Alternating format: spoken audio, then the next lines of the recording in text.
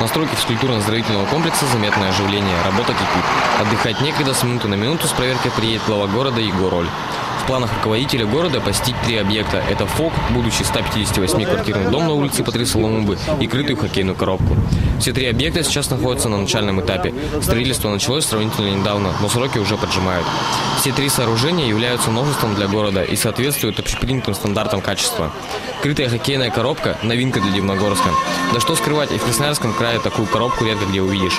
На ее базе будут проводиться хоккейные соревнования. Будет организована детская секция по хоккею, в будущем планируется прокат коньков. Открытие коробки запланировано на август этого года. За счет этого сооружения сезон продлится на месяц, а то и на 1,5. То уже насколько больше уже можно секцию будет открывать, ребятишкам играть. На дворе, как говорится, лето, а у нас будет зима. Хорошо, конечно, хорошо. Главное, чтобы сделали грамотно примыкание и все остальное. А будет все это, будет секция, может даже по фигурному катанию откроем. Все это у нас, как говорится, в прогрессе. Потом сделаем искусственный лед. Дай бог, конечно. Да? И все будет хорошо. Егор Роль также посетил стройку нового 158-квартирного дома и хоккейную коробку, строящуюся на улице Бочкина. Сейчас там идет демонтаж старого сооружения, на месте которого возведут современное спортивное сооружение, сделанное по типовому проекту. К слову сказать, деньги в размере 9,5 миллионов рублей на ее строительство выделены из краевого бюджета. В целом, после обхода всех сооружений глава города отметил, что есть еще некоторые проблемы, которые будут устраняться в ближайшее время. Во-первых, тут ряд объектов именно спортивного направления, которые тут строятся в Дивногорске. Мы побывали там на ФОКе, физкультурный комплекс. Там, к счастью, сегодня там мы вышли из земли вообще. Вообще мы его должны сдать уже в октябре сего года. Ну, ходом работы я сегодня недоволен. Я думаю, тут надо вообще напрягать, вообще, чтобы этот объект получить в нормальном виде. Будем, естественно, подключать все ресурсы, чтобы этот объект однозначно был введен. Второй объект, кстати, смотрели, это 168-квартирный дом.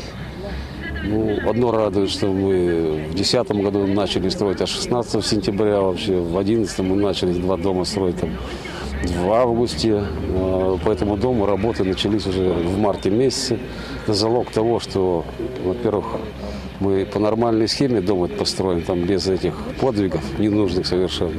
Ну и благоустройство мы должны сделать по этому дому. А то по этим домам, к сожалению, вообще средства были федеральные, краевые. Благоустройство из-за того, что строили зимой, оно все время уходило на бюджет города. Ну, это миллионы рублей. Я думаю, у нас есть куда эти деньги потратить на более нужные вещи. На этот год запланировано потратить около 300 миллионов рублей на спортивные объекты и не только. Самым дорогим объектом стал физкультурно-оздоровительный комплекс. На его строительство уйдет около 120 миллионов рублей. Проблем с финансированием пока нет.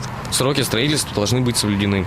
Новостройки заметно украсят город и предоставят широкие возможности жителям Дивногорска в области спорта. И даже могут стать отличной альтернативой компьютеру и статичному образу жизни. Ольга Железко, Александр Малгаев, Новости МТС.